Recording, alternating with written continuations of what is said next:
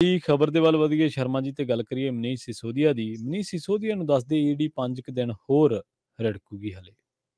ਹਾਂ ਬਿਲਕੁਲ ਜੀ, ਮਨੀਸ਼ ਸਿਸੋਦੀਆ ਨੂੰ ਤਾਂ ਹੁਣ ਸਮਝ ਨਹੀਂ ਆਉਂਦਾ ਕਿ ਮੈਂ ਕਿਹੜੀ ਚਾਟੀ ਚ ਪਾ ਕੇ ਮੈਨੂੰ ਰਿੜਕੀ ਜਾਂਦੇ ਨੇ।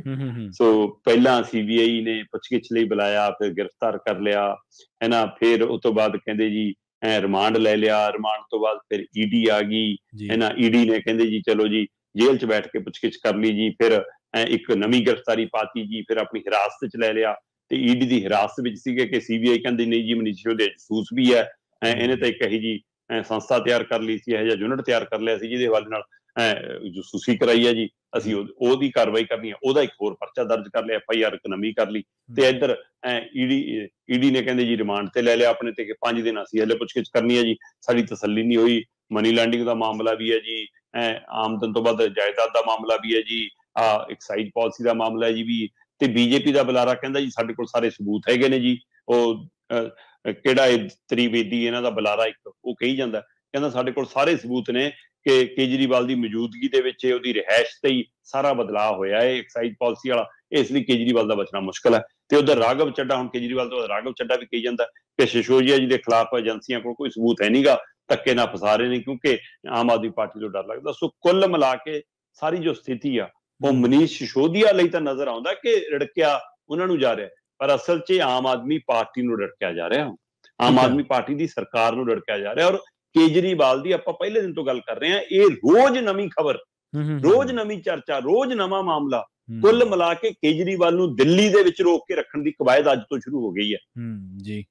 ਨਹੀਂ ਤਾਂ ਅਕਸਰ ਹੁੰਦਾ ਪ੍ਰਵੀਨ ਜੀ ਕਿ ਆਪਾਂ ਜਦੋਂ ਚੋਣਾਂ ਐਲਾਨ ਹੋ ਜਾਂਦੀਆਂ ਤਦ ਕਿਹਾ ਜਾਂਦਾ ਕਿ ਕਿਸੇ ਦੂਜੇ ਪਾਰਟੀ ਦੇ ਲੀਡਰ ਨੂੰ ਆਪਣੇ ਹੀ ਹਲਕੇ ਜੇ ਲੋਕ ਸਭਾ ਹੈ ਤਾਂ ਲੋਕ ਸਭਾ, ਜੇ ਵਿਧਾਨ ਸਭਾ ਦਾ ਵਿਧਾਨ ਸਭਾ, ਉੱਥੇ ਰੋਕਣ ਦੇ ਲਈ ਜਾਣਬੁੱਝ ਕੇ ਕਈ ਵਾਰ ਤਕੜਾ ਉਮੀਦਵਾਰ ਪਾਰਟੀਆਂ ਤਾਰ ਦਿੰਦੀਆਂ ਕਿ ਬੇਸ਼ੱਕ ਹਾਰੇ ਜਾਈ ਪਰ ਵੱਡਾ ਨਾਮੀ ਲੀਡਰ ਤਾਰ ਦੋ ਕਿ ਆਪਣੇ ਹੀ ਪ੍ਰਚਾਰ ਚੁਲ ਜਾਵੇ, ਹੋਰਾਂ ਲਈ ਵੋਟਾਂ ਮੰਗਣ ਨਾ ਜਾਵੇ।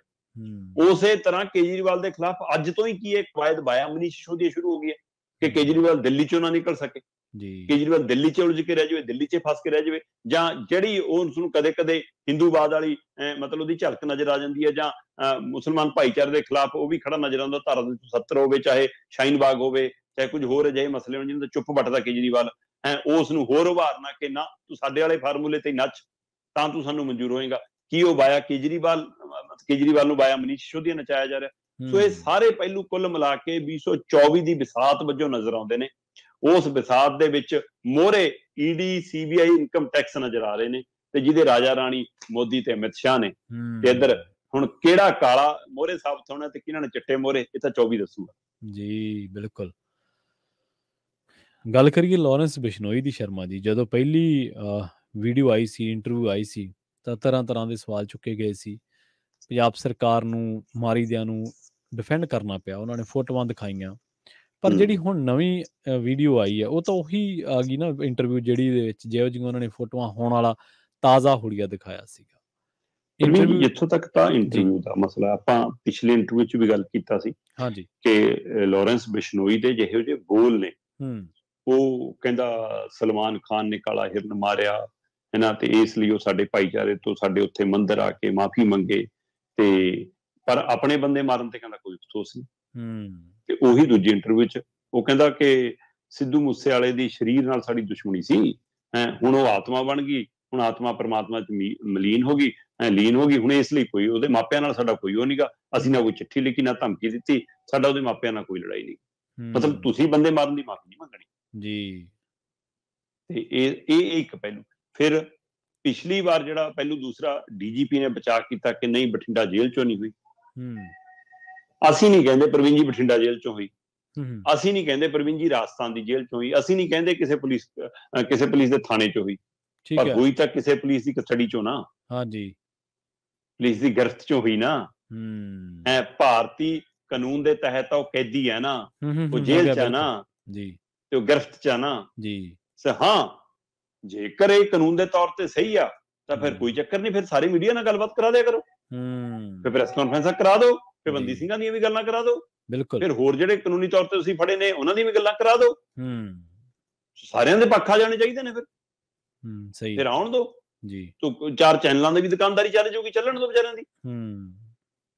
ਇਸ ਮਸਲੇ ਦੇ ਉੱਤੇ ਇਹ ਜਿਹੜਾ ਚੈਨਲ ਕੱਢ ਲਿਆ ਆ ਜਿਹੜਾ ਪੱਤਰਕਾਰ ਕੱਢ ਲਿਆ ਉਹਦੀ ਪਹੁੰਚ ਹੈ। ਜੀ ਜੀ ਬਿਲਕੁਲ, ਅਗਲਾ ਕਰ ਲਿਆ ਆਪਣਾ ਕੰਮ, ਅਗਲੇ ਦੀ ਪੱਤਰਕਾਰੀ ਦਾ ਕੰਮ ਹੈ। ਪਰ ਇਹ ਨਲਾਇਕੀ ਇਹਦੇ ਨਾਲ ਕਿਹਦੀ ਉਜਾਗਰ ਹੁੰਦੀ ਹੈ? ਸਾਡੇ ਸਿਸਟਮ ਦੀ ਨਲਾਇਕੀ ਕਿਹਦੀ ਉਜਾਗਰ ਹੁੰਦੀ ਹੈ? ਪੁਲਿਸ ਦੀ ਨਲਾਇਕੀ ਕਿਹਦੀ ਉਜਾਗਰ ਹੁੰਦੀ ਹੈ? ਸਰਕਾਰ ਦੀ। ਜਿਹੜੀ ਸਰਕਾਰ ਕਹਿੰਦੀ ਸਾਨੂੰ ਪਲ ਪਲ ਦੀ ਖਬਰ, ਉਹਨੂੰ ਇਹ ਨਹੀਂ ਪਤਾ ਲੱਗਦਾ ਕਿ 4 ਦਿਨਾਂ ਦੇ ਫਰਕ ਨਾਲ 2 ਇੰਟਰਵਿਊਆਂ ਹੋ ਗਈਆਂ ਜੇਲ੍ਹ ਦੇ ਅੰਦਰੋਂ।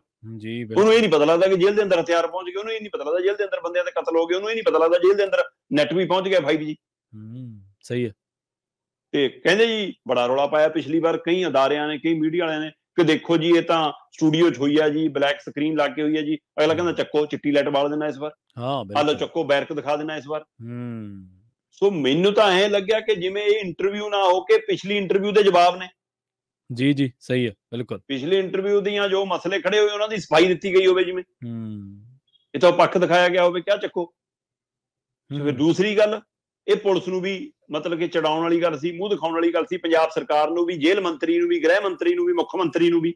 ਕਿਆ ਲੈ ਕਹਿੰਦੇ ਸੀ ਦੇਖੋ ਜੀ ਇਹ ਤਾਂ ਬੜੇ ਬਾਲ ਵੀ ਵਧੇ ਹੋਏ ਨੇ, ਦਾੜੀ ਮੁੱਛਾਂ ਵੀ ਵਧੀਆਂ ਹੋਈਆਂ ਨੇ, ਇਹ ਥੋੜਾ ਜਿਹਾ ਸਾਡੇ ਕੋਲ ਤਾਂ ਇਹੋ ਜਿਹੇ ਰੂਪ ਸੀਗਾ ਹੈ, ਤੇ ਇਹ ਤਾਂ ਕਿਸੇ ਹੋਰ ਕੋਲ, ਸਾਡੇ ਕੋਲ ਤਾਂ ਬਾਲ ਕਟਾਏ ਨੇ। ਆ ਫੋਟੋ ਦੇਖੋ ਜੀ, ਡੀਜੀਪੀ ਨੇ ਫੋਟੋ ਜਾਰੀ ਕਰਤੀ ਕਿ ਦੇਖੋ ਜੀ ਬਾਲ ਵੀ ਕੱਟੇ ਹੋਏ ਨੇ, ਦਾੜੀ ਵੀ ਕੱਟੀ ਹੋਈ ਆ। ਅਗਲਾ ਕਹਿੰਦਾ ਚੱਕੋ, ਆ ਦਾੜੀ ਵੀ ਕੱਟੀ ਦੇਖ ਲਓ, ਬਾਲ ਵੀ ਕੱਟੇ ਦੇਖ ਲਓ, ਜਿਹੜੀ ਟੀ-ਸ਼ਰਟ ਵਾਲੀ ਫੋਟੋ ਜਾਰੀ ਕਰਦੇ ਉਸੇ ਟੀ-ਸ਼ਰਟ 'ਚ ਮੈਂ ਕਰ ਦੇਣਾ।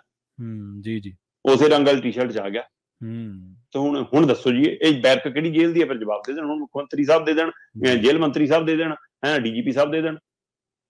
ਤੇ ਇਸ ਲਈ ਸਵਾਲ ਇੱਥੇ ਆ ਕੇ ਖੜਾ, ਸਵਾਲ ਇਹ ਨਹੀਂਗਾ ਕਿ ਜੇਲ੍ਹ 'ਚੋਂ ਅਪਰੋਚ, ਪ੍ਰਵੀਨ ਜੀ, ਪਹਿਲਾਂ ਵੀ ਕੈਦੀ ਕਰਦੇ ਨੇ, ਹੁਣ ਵੀ ਕਰਦੇ ਨੇ, ਧੰਦੇ ਵੀ ਚੱਲਦੇ ਨੇ, ਗੈਂਗਸਟਰ ਕਰਦੇ ਨੇ, ਇਹ ਸਾਰਾ ਕੁਝ ਪੁਲਿਸ ਨਾਲ ਮਿਲ ਕੇ ਹੀ ਹੁੰਦਾ, ਸਾਰਿਆਂ ਨੂੰ ਪਤਾ।